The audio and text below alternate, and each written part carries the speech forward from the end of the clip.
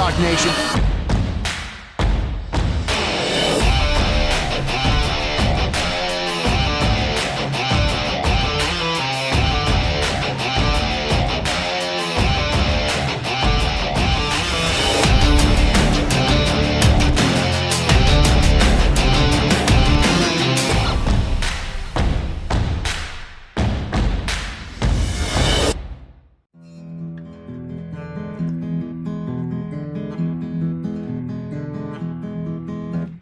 Well, I was destroyed, beaten down. My demons came, they dragged me down. Fire burned all around. Mountain screams, the only sounds. Hellfire burned my soul away. The devil left, my skin was flayed. He knew not what I was worth. Fires of hell brought my rebirth. So I explode in a fit of light. Towards the sun I burst into flight. Now watch me fly on wings of fire. Watch the flames lift me higher. Ashes to ashes, to my surprise, I am the phoenix, watch me rise.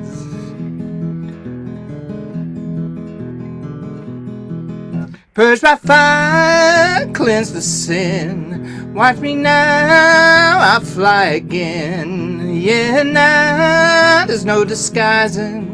See me soar, I am the phoenix rising. And now I can't even see what I used to be. I'm flying free from the past. Yes, I'm free, free at last.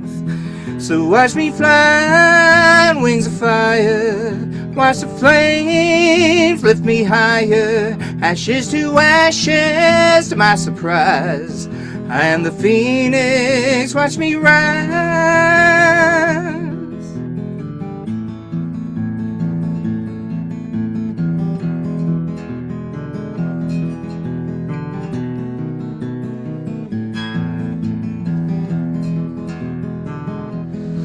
Yeah, watch me fly on wings of fire. Watch the flames lift me higher.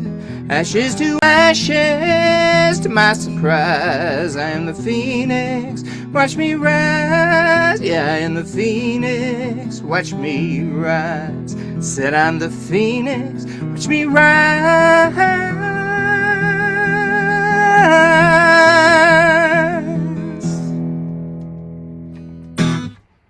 Welcome to the Roundtable, everyone, where heroes talk. Of course, tonight we welcome Jack Blaise, who is a multi-service veteran and a retired firefighter and paramedic. Matthew Jones, hello, Matt. It's good to see you. I know we kind of took a couple weeks off here for Thanksgiving. Yeah. How are you, my friend? I'm doing good. I mean, I ate entirely way too much. I think I probably ate myself into a coma maybe 2 or 3 times.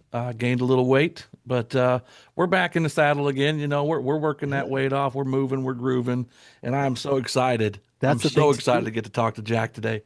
Yeah, that's the thing to do. And you know what? It's funny, Jack, thank you for making a little bit of time for Hero Stock Nation. Welcome back. How are you? Thank you. I'm wonderful. It is great to be here. Good to talk to you and Matt again. My origin story, you know, every villain has an origin story, so I'm claiming one too. So I, you know, joined the Army pretty much shortly out of high school. Did a few years there, got out, missed it because, you know, why not? Went back in and joined the Marine Corps, and was not in the Marine Corps for very long, and ended up right back out and bounced around for a while, and then got into the Houston Fire Department in 2004, and did 10 years in the fire department, and then ended up as a trained as a paramedic. So 99% of my time was on EMS, you know, which, I mean, honestly, that's most firemen these days anyway, but especially as a medic, you know, I was on the ambulance pretty much every day. Yeah. Uh, and you know, I um, then one day I was getting ready to play a hockey game. And one thing I have to interject here that I'm particularly proud of at the time was that a friend of mine and we got the Houston Fire Department hockey team back up and running while we were Mm. while I was there, and that was cool. So we started playing games for charity and stuff, and that was a lot of fun. And I didn't have a hockey background. I didn't start playing hockey until I was like 35 years old, and Oh, it was wow. kind of crazy. Yeah, yeah. And then being a Texas kid from Houston and all that, and that was a whole different thing. But anyway, that's off topic. But the point of how this relates to what I was saying is that I was on the ice getting ready to play hockey one night, Mm. and when I stood up, I still really can't explain it, but it felt like somebody hit me in the back of the head with an axe. I mean, I was perfectly fine 1 second, stood up, and everything just kind of went brown real quick. And uh, you know, from that moment until in 2020, I had this is in 2013 is when this happened. I had a 10 out of 10, headache that I could not explain. Nobody could explain it. Nothing made it particularly better. Um, you know, Staying in bed and not moving was really kind of my only reprieve, and it still was, that was 100% survival mode. Mhm. And one thing that I realized though, when I retired, they gave me a little severance check in cash, and I went and bought a guitar. And I hadn't had a guitar since I played guitar and stuff when I was like 14 and in school. But when I joined the army, honestly, I kind of just, man, left it all back, and didn't really play music at all until, about 2014 when I retired from the fire department. Mhm. Um, but I found that playing guitar and singing, and the singing would actually, like, for some reason resonate in my head in a way that gave me relief. And so I spent, pretty much, if I was awake, I had a guitar in my hand and I was playing and singing, just for pure sanity purposes. Music it does have its healing qualities and such. Absolutely. And that's, in just to kind of fast forward a bit. So they ran all kinds of tests. Basically, I ended up with a script for Vicodin and a have a nice life kind of.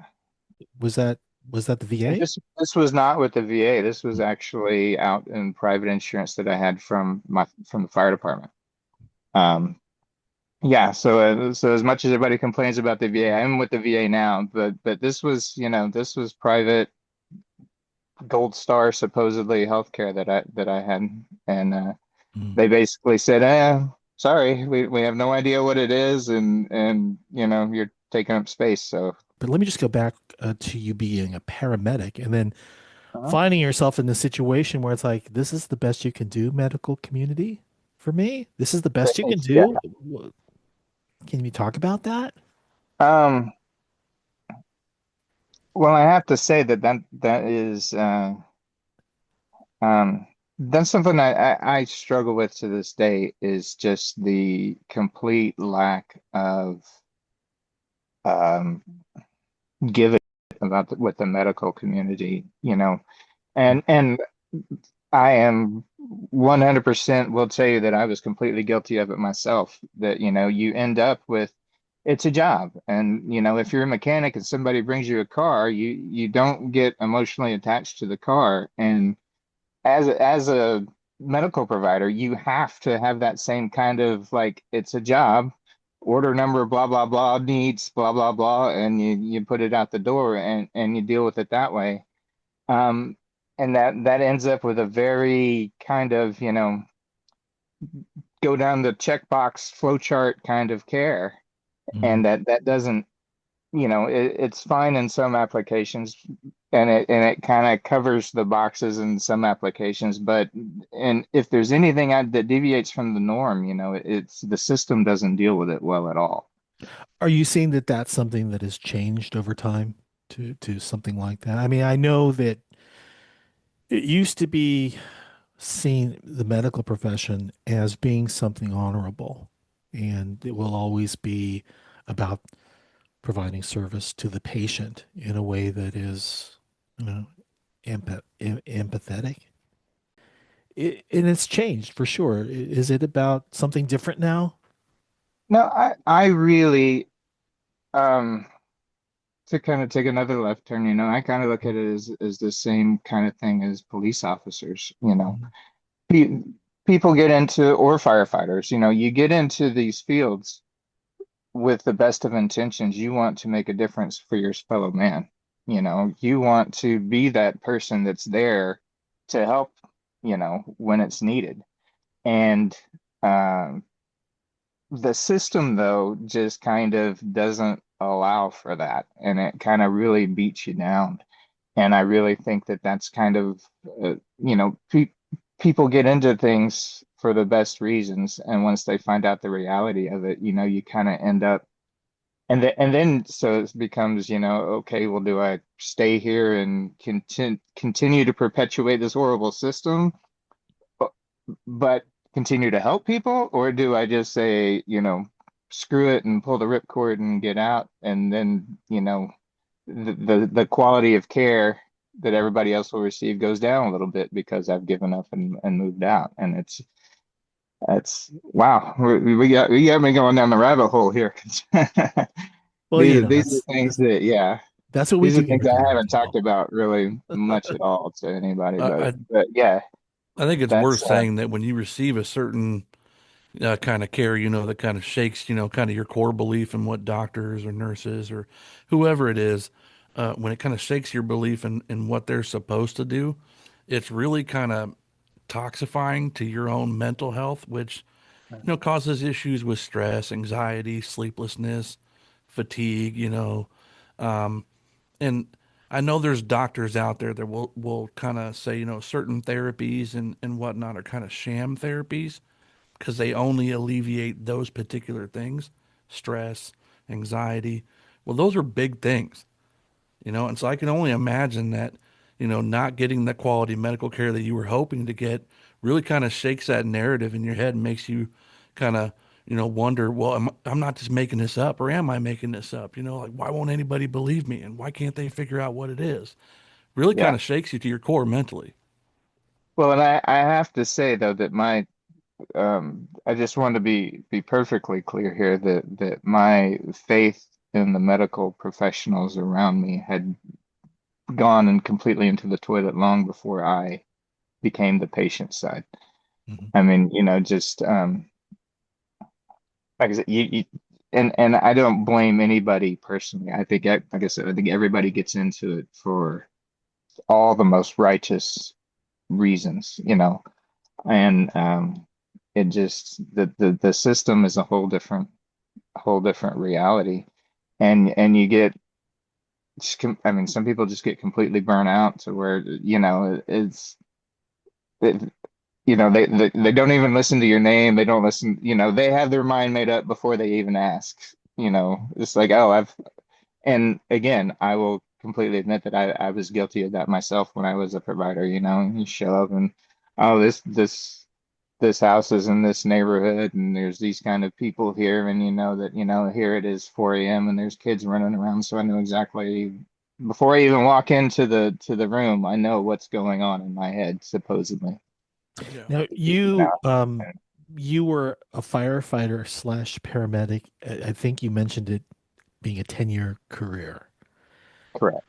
When Uh-huh. you started, is when you really started as a firefighter, and you may have had your opinions about things, just like how you shared now, on certain circumstances or situations. Did that change over time as you put in Absolutely. tenure? When And if I so, yeah, what were some of the things that you observed that changed in you? Yeah, so when I first started with the fire service, I'll be completely honest. You're not ever supposed to admit this, by the way, but I needed a job, and And I got into the fire service because I needed a job that had good benefits that I could do. And I didn't have any particularly, valuable skills. Um, so getting into the fire department was really and truly about a secure life for my child, 100%. But once I got in and got into EMT school and those things, which was a requirement. The way it worked in Houston at the time was you applied and they actually hired you and then paid for all your training. Um, and so at the fire academy, uh, everyone was required to go to EMT school. And then my class in particular, we were all required to go to paramedic school also after that. Mhm. Um, and after EMT school, I thought that this was just the greatest job since sliced bread. I mean, my world was on fire. I thought it was great. I couldn't wait to save everybody. Um, and actually started making plans to try to go to medical school. Uh, Started taking college classes outside of that and stuff. And but over the years, pretty soon after paramedic school, actually, just the constant, um, just the way the system is so, um, first off, you go into these things thinking that you're going to be, oh well, if I make 20 calls a day, surely at least one of those will be something where I've made a difference in somebody's life. I've saved a life, so to speak. I've used my skills. I've done all the things that I'm supposed to be doing. Hmm. And it doesn't take very long to realize that is an optimistic number to think that 1 out of 20 is an actual emergency. And, you know, it really starts to wear on you when you're showing up at 3 or 4 in the morning, at the end of a 24-hour shift or being held, into mandatory overtime and just the way it just, you become a cog. It doesn't, nobody cares what your opinion is. Okay, you went to school for 2 years, Mr. Paramedic. That's great and all, but you're not a doctor, so put the person in the ambulance, give them a Band-Aid for their stub toe and take them to the hospital and, perpetuate clogging the system because that's what you're supposed to do. And it takes all that fire. It took all that fire right out of me pretty quick of saving the world. Did you see that happen more frequently than those who would say, "Thank you. I appreciate what you've done." Um, I have to say that those that do say thank you and appreciate it, Mhm. first off, those are not the ones calling at 3 a.m. because they have a stub toe. Those are the ones who are calling for. Those are the ones that you got into the job for. Those are the ones that you hope and pray that you make. And it's not a matter of fact that they're going to thank you for it. It's the fact that when they call, you know that it's something that they needed help with. Even if, it's not like, even if it's just an old person who lives by themselves who needs to get picked up, off the ground because they fell. Those are things that I'm not talking about those kinds of calls. Those things are wonderful because you're helping somebody, you're making a difference in their life. Um, it's the just blatant abuse of the system where and Mhm. you see, yes, to answer your question bluntly, yes, you see that way more than you see the people who appreciate it.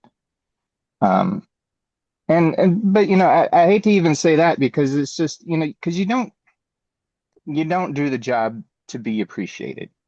I mean, that's not the point. The point is not to be, a hero ain't nothing but a sandwich, as they used to say. You're not there for appreciation. You're not there for accolades or anything.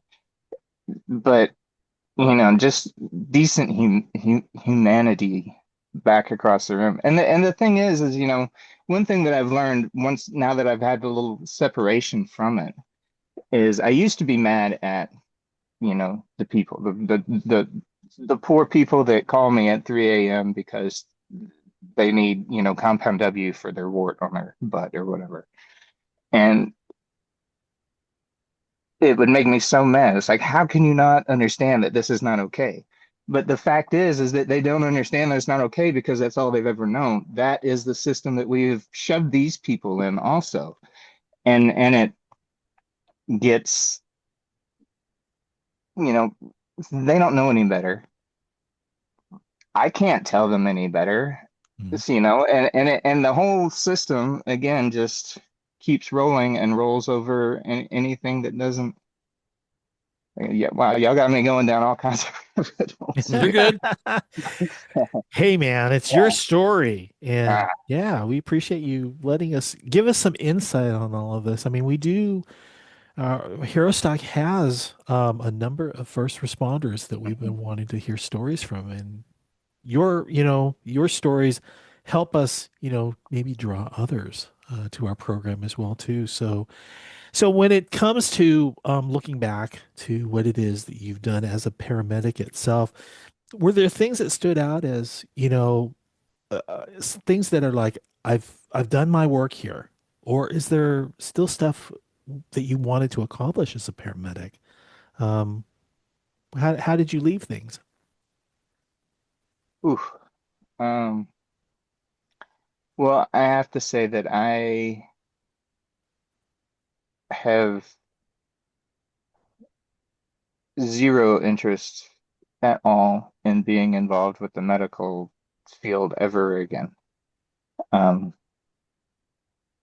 that's when things went south for me physically, I was already making plans to get out of at least EMS and possibly the whole fire department, but at least EMS. I could not. I was getting to the point to where I needed to find something else to do, Mhm. and not just for me, for everybody involved. I had gotten to the point where I was so burnout, I wasn't helping anybody, and and I got to be quite honest. These are the thoughts, and these are the issues that I've had.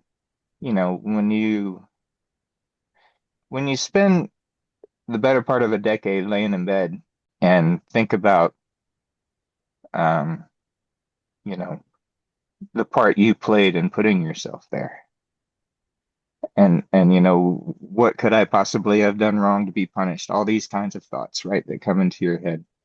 And so every call that I ever made that I was too short with that person, or didn't do as well as I thought I should have done in hindsight now. Those are the things that still um, keep me up at night, quite frankly. Those are the things that I deal with as far as this whole issue has become very, it started off as a pain issue for me. Um, but you don't spend that kind of time in that kind of pain without your brain tweaking a little bit, Yeah. and and it wasn't exactly the most stable structure to begin with, let's just say. Right. Um, so it gets a little dicey at times, and that is a big part of why even because we never actually got to the portion in the story that said so. I moved to Colorado in 2018, and met a dentist by complete random chance who realized that a big part of my issue was that my jaw was completely locked on the left side. And Locked into place physically. Is that she, yeah, been so it was really funny because I have like old video of me singing and stuff while I'm singing to make myself feel better, and the side of my face doesn't even move. Oh, Everything is on this wow. side moving. Yeah, and I could hardly open my mouth, and it never even occurred to me, that never occurred to any of the doctors, the specialists, and any of these people. My dentist at the time, previous dentist, Mhm. no, but turns out she was one of the foremost TMJ specialists in the country, and so got my bite reconstructed, and now my headaches are immensely better, which is why I'm able to do things like get on podcasts and go play shows and do these kinds of things. And um, so that was a big thing. And so now, even though physically my pain issue is considerably better, I still have a lot of mental health issues that have come from, spending that time just down, I Yeah. guess is a good Yeah. way to put it. I understand, man. There's no way you can go through those conditions and be in that pain for so long and not come out squeaky clean on the other side, you know? And but the good thing about this is that you know these things. That you can see these things, and if we can see it, then we can help ourselves. We can I was speaking with a buddy, and he said a lot of the things that we do to try to make ourselves better, like it's an inside job, you know, and it requires that action from us. And understanding and knowing what it is that you struggle with and knowing where to go, that's half the battle. The other half is, coming to terms and really working through those things. Um, Man, I can't imagine. I can't imagine, but I really can't. Yeah, the self-awareness is I got to be honest, probably the thing I am the most proud of. And don't get me wrong, I have a million miles to go yet in my healing journey, but just to realize that I needed a healing journey and to Yeah. actually have actively put myself on one, I have to say I'm proud of myself for that, which is a hard thing for me to say actually, Well, it wasn't but it. yeah, I think it was Russell Crowe that said, the journey of 1,000 miles begins with a single step.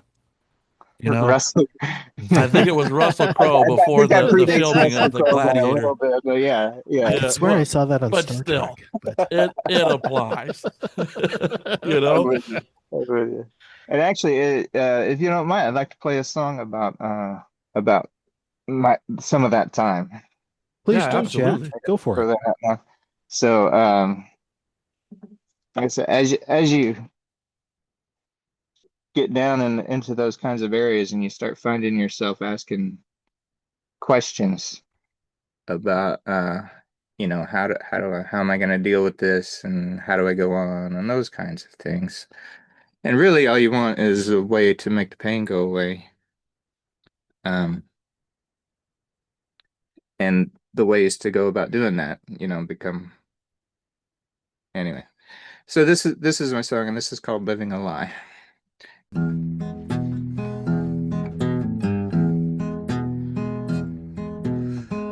Well, I smoke my mind to get me through the day.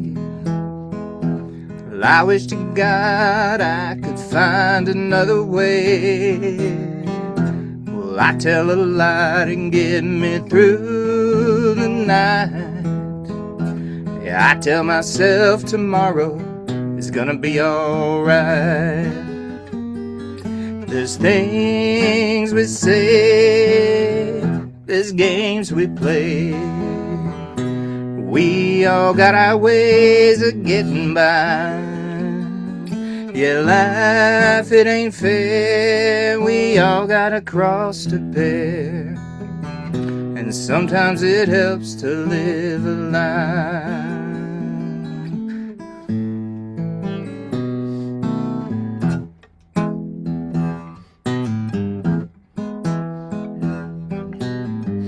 Well, here I am, I got my head up in the clouds. I'm so high up, there's no one around. And it's the most peaceful place I've ever found. And I ain't ever coming down. Yeah, there's things we say, there's games we play. We all got our ways of getting by. 'Cause life, it ain't fair. We all got a cross to bear. And sometimes it helps to live a lie.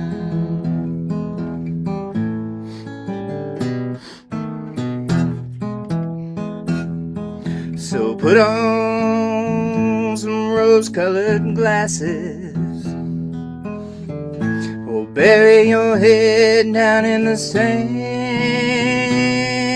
No matter what it takes, you gotta find a way to keep the strength to stand.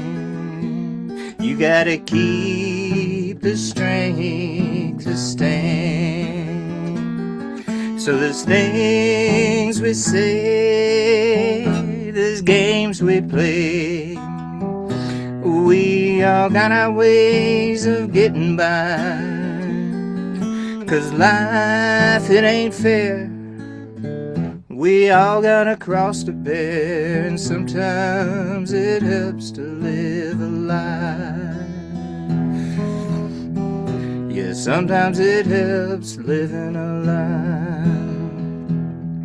So I tell a lie to get me through the night. All right, Jack. Sounding good, man. I love that. Let me ask you about Thank the you. process of songwriting itself with this particular tune.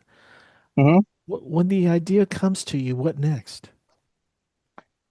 Ooh, yeah. That's always uh the fun part, right? So I like to, well, normally what happens, and what happened with that song was I came up with like the first two verses that just kind of rolled out and kind of rhymed. And I was like, oh, okay, I kind of like the idea of the things that I'm talking about. I honestly have no idea what they were at the time because I can tell you I've changed them probably 100 times since then.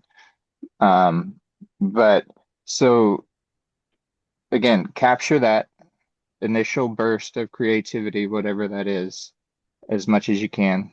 And honestly, try to flesh that out as much as you can before you lose that spark, because that spark will fade, you know.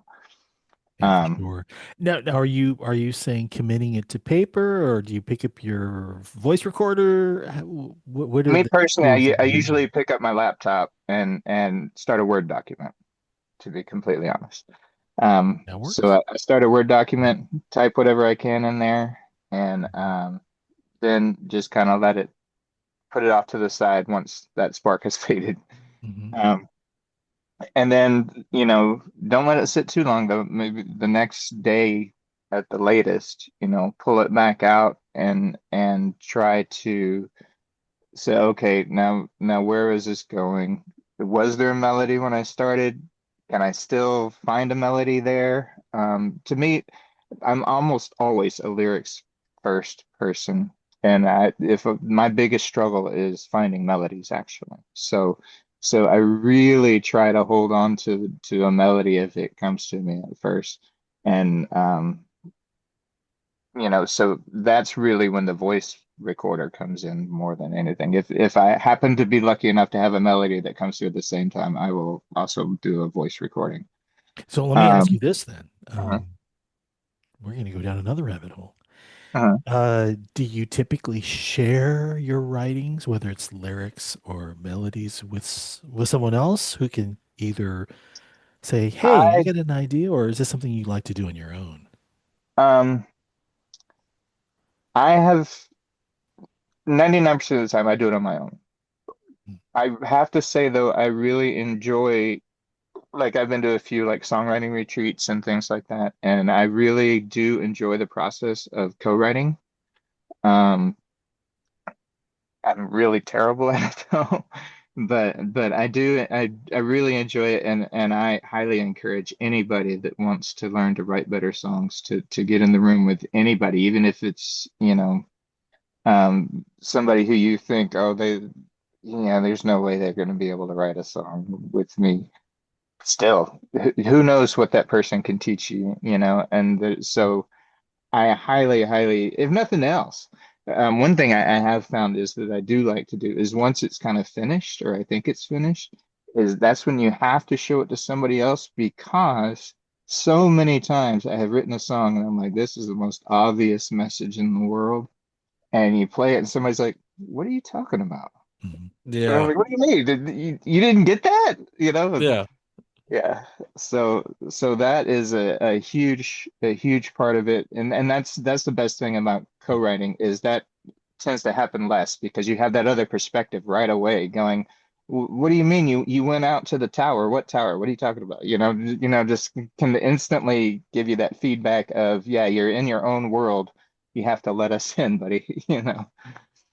Um, It's good that you do get a second perspective, but the timing has to be right. The situation has to be right because there are times where it's kind of like, this is just too personal, or maybe it's not really intended for a bunch of people to hear. It's really just for me or someone else. But would you find that to be a true statement that it really is, it really depends on the song that you're writing?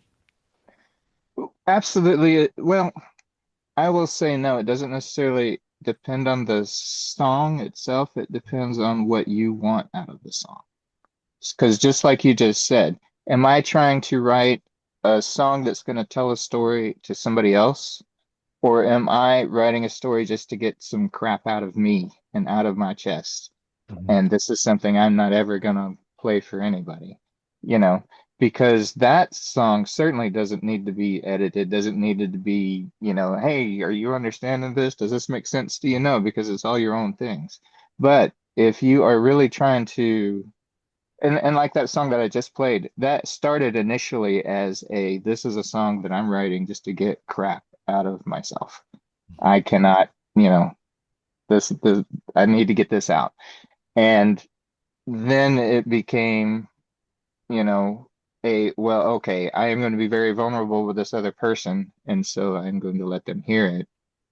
And I let them hear it, and they're like, no, you have to, that is something that other people can get something from. You need to let them hear it. And so that transitioned it from this is just something that I'm throwing out there. And while I was, making it coherent for myself to tell the story, which, once I decided to transition it to this is a song that needs to communicate to people, that was when I bounced it off people. I wrote a, third verse, um, the things that I wouldn't have done if I was just going to leave it just for me, and there are Now, songs that I have that are just for me, but that's not one of them anymore. now, So have no. you ever found yourself in a position where like you have a song, I mean, like you just said it's for you, and then you decide you're going to be vulnerable, and then once you send it out to somebody, you do like this stress-induced little pace until you get a response back from them, like, oh God, what are they going to say? What are they going to say? Um, I say that because I yes. do it all the time. I have to say it. Normally, um, I have to say, yeah, yeah. I'm just gonna go with yes Yeah. because that there are some where I'm like, oh, that no, then they're not gonna like that one. That's too much. That's too personal. That's um too dark, too whatever. And or Songwriter's prerogative, you know? yeah. Yeah. You send one off to somebody and they go, "Are you okay?" And you're like, "Yeah, I'm fine. Just tell me what you think." Hmm. Definitely, Yeah. definitely been there. So Jack, I know we had mentioned some of the volunteer work that you're also doing with nonprofit organizations when it comes to music and all. Can you talk a little bit about that? Sure. Although I've been kind of out of the game for a bit, other than honestly your podcast from the previous and now. Um, Thank you. about the time I met my dentist, I'm sure was arguing politics on Facebook or something. He somehow got this blurb. It may have been an email. Anyway, but it was three questions. It says, are you a veteran? Do you play music? Would you like to meet Vince Gill? And I was like, yes, hell yes. And are you freaking kidding me? Of course. Yeah. And, it was this group called Soldier Songs and Voices. And they, what they do is they bring veterans down to a place in Texas, Hallettsville, Texas. There's a ranch and they have a retreat and they take veterans and pair them up with professional songwriters and help them, Wow. tell their own story. Yeah, well, this happened to be the first year of COVID though when this hit. Oh man. So we did it all just like this now. And so Oh, I have met Vince Gill over Zoom, wow. which Okay. That's not nothing. it's That's not not it's not nothing. nothing, but it's not quite the same. But yeah, so that was really cool. I got to ask him a Mm. question and have, it was super cool. But Was it one on one or was it with a group of people with Vince it was Gill? with a group. It was with a group Cool. with Vince Gill. And but then since then I've went to several retreats in person and have met others. Butch Hancock from the Flatlanders is a big influence with them. George Inslee, I don't know if you know who he was. He was one of the musketeers that hung around with Towns and Guy Clark and back in the day. Nice. Um, Steve Earle did one with us, and it was really anyway. Come Um, on. Now I'm getting jealous. yeah, but it was just Sign so him up. freaking cool, so cool. And the biggest thing though, honest and truly, is even meeting the celebrities is all great and everything, but the meeting the other veterans is really the biggest the biggest thing. And I started definitely as a participant and was teach me and it was just such a cool experience. And how Uh, long were you doing that for? Was this like over a certain set of time, years, months? Oh, it was several years, and I Mm. actually got involved and founded, uh, co-founded, I guess, the Denver chapter of Soldier Songs and Voices because I was living in Oh, Denver at the time, and yeah, and but then I had my my mother had a stroke, and that was I ended up kind of jumping ship from Denver and coming down here to College Station, Texas, to take care of family. it's about the And time I spoke with you last. right. You And got so some. now I'm trying to get the hell out of Texas because she has made a huge recovery. She is doing wonderfully. I could not Yes. That's ask for more. great. And and then that, talking about the medical profession and all that, and that was a whole other nightmare of trying to navigate with her, and it happened out of town, and oh my God, and it just but at the same time, if she had had that happen when I was a medic, and the technology just wasn't there that saved her, you know, 7 years later, 8 years later, however long it was. Mhm. Um, anyway, however long it was. Yeah, so it's just so amazing to, on one hand, you just look at all the shit that just falls through the cracks and ends up just, God, the whole world sucks. And then you flip over on the other side and it's the same system, but I have my mother because of it. And so Yeah. it's a dichotomy, right? I mean, it's one of those things you have to look at and realize that that's life, The the same rain that makes your food grow will drown you. So Yep. So your work with with soldiers, songs, and voices, is yes. it? Oh, Mhm, okay. mhm. I mean, I know that they are an organization like yourself. You said you started in Denver, but I know they're all over the place right now. What did you notice when you first started with them and the veterans that you were getting to know? And then maybe, more recently, what are some of the things that you've observed being a part of that organization? Um, well, a few things. One thing that I noticed was um, I kind of briefly touched on it, but I did 3 years in the Army, which was my full enlistment. Um, but then I only was in the Marine Corps basically through the end of SOI, and I got out of the Marine Corps without ever actually going to a unit or anything. So I um, carried kind of a lot of like I don't belong here with guys who are combat veterans 10 deployments and, all these crazy kinds of things, missing limbs and, all the guys that have, it's really easy to sit around as somebody who never deployed and go, I do not deserve to be sitting here with these guys. But at the same time, I never, ever, ever did that come from anyone other than my own mind. And anytime that was ever actually even spoken by me or anybody realized that I was feeling that was very much like, hey, I don't know what your problem is, but this is not, you are not welcome here. You are just perfectly a veteran as a veteran as a veteran.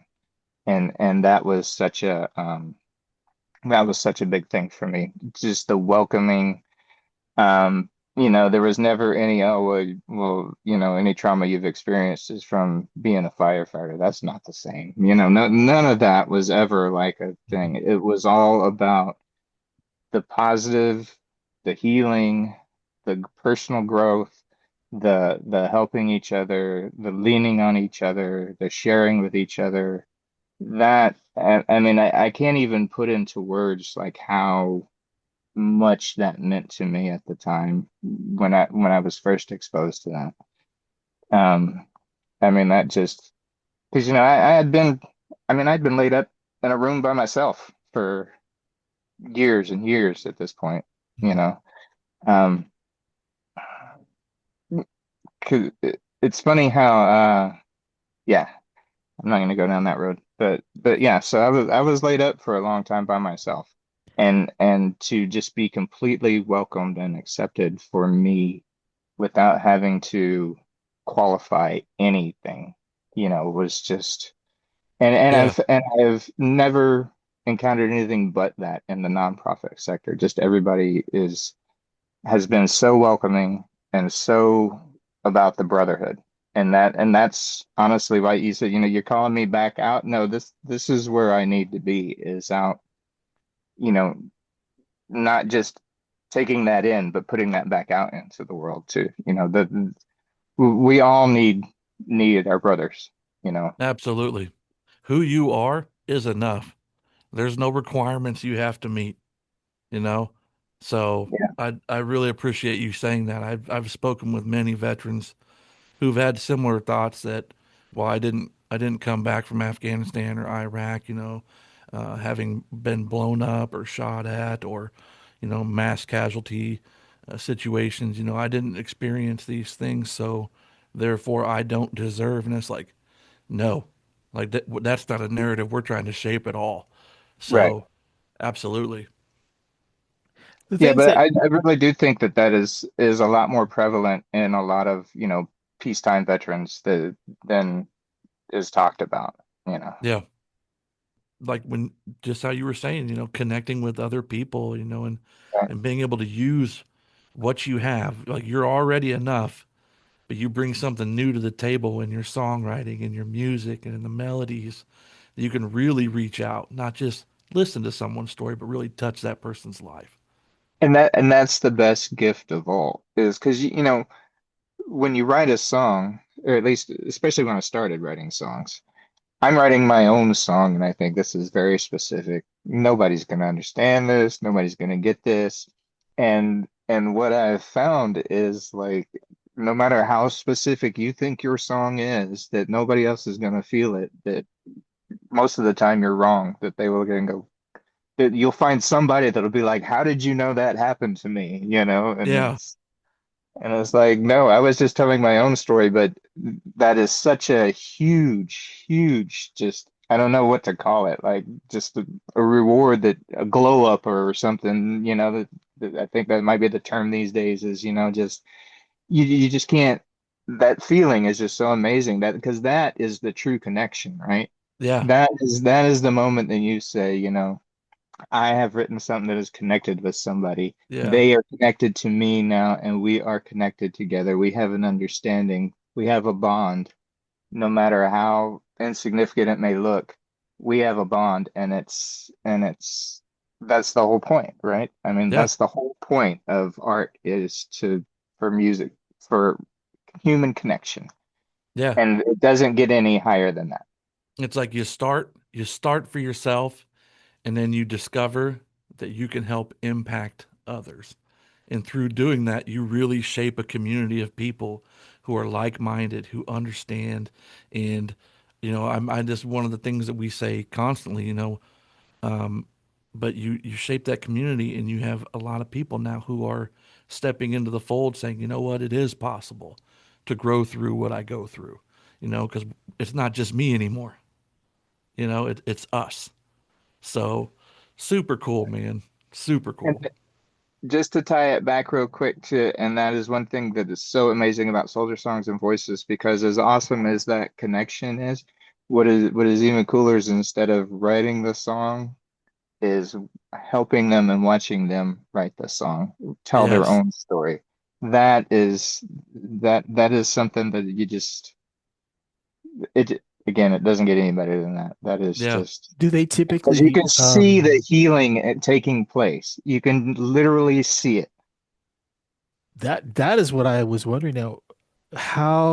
What's the finished product like once you're done? Is it something that you will sing for them, or is it something that they try and attempt to sing, or does it even get to that far? Because I know the songwriting process seems to take a little while. For some, it's like it takes, multiple visits to lyrics and then playing with the chords and all. But how does that work? So it's really kind of up to the person. We want you to write your story, but it doesn't be like you said, not everybody plays guitar.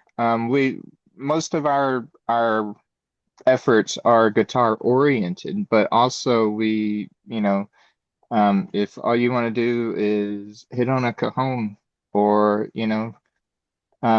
play the bagpipes or whatever, anything that just free form poetry, anything to get your story out is really what we're looking for.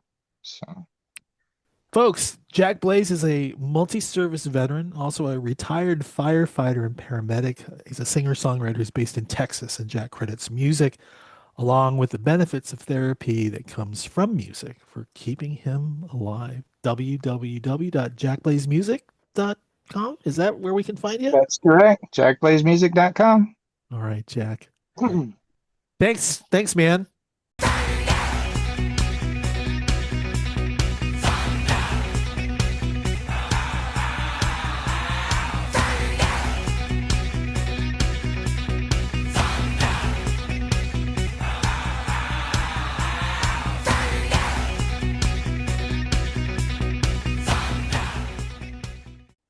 Well, that's quite an interview.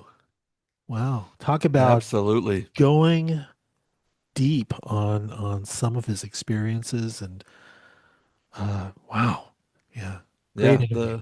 The people we talk to, they're real people with real emotions, and and sometimes we kind of get caught in those, and but that's kind of a symbol of our authenticity as human beings.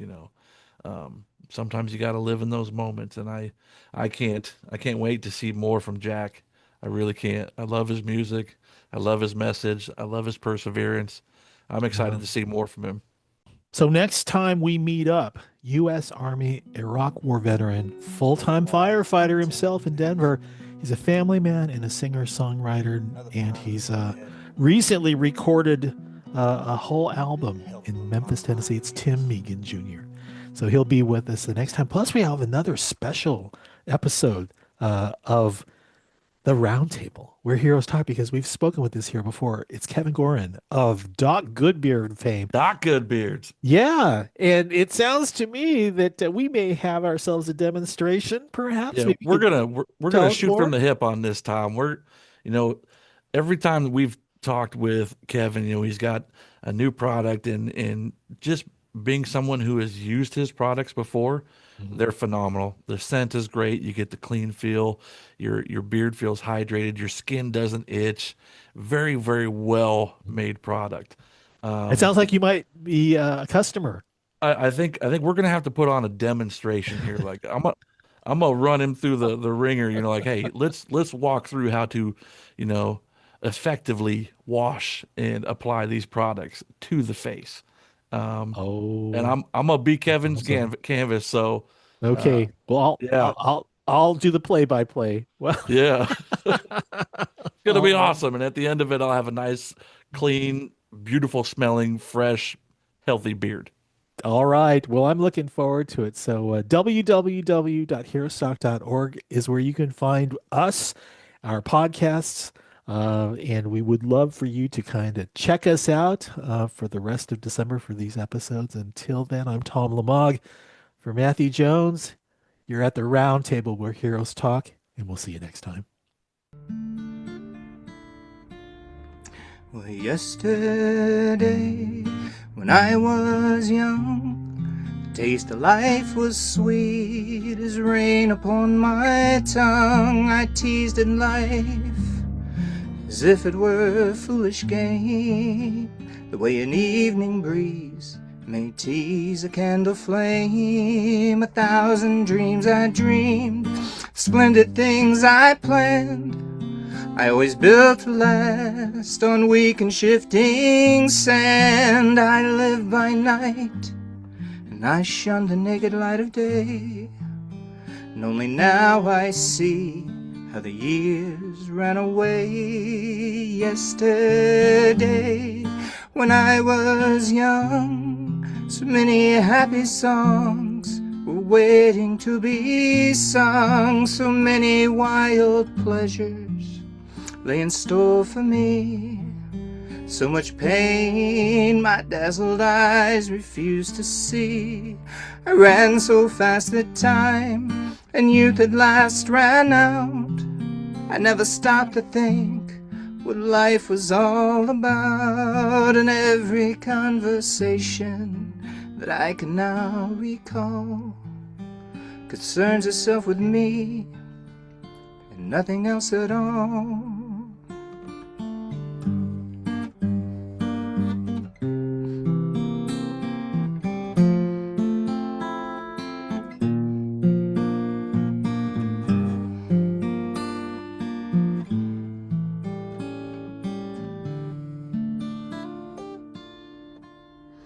Well, yesterday the moon was blue, and every crazy day there was something new to do. I used my magic age as if it were a wand, and I never saw the waste and emptiness beyond. The game of love I played with arrogance and pride. Every flame I lit too quickly, it quickly died. And all my friends I made, somehow they slipped away, and only I am left on stage to end the play. There are so many songs in me that won't be sung. I feel the bitter taste of tears upon my tongue. The time's come for me to pay for yesterday.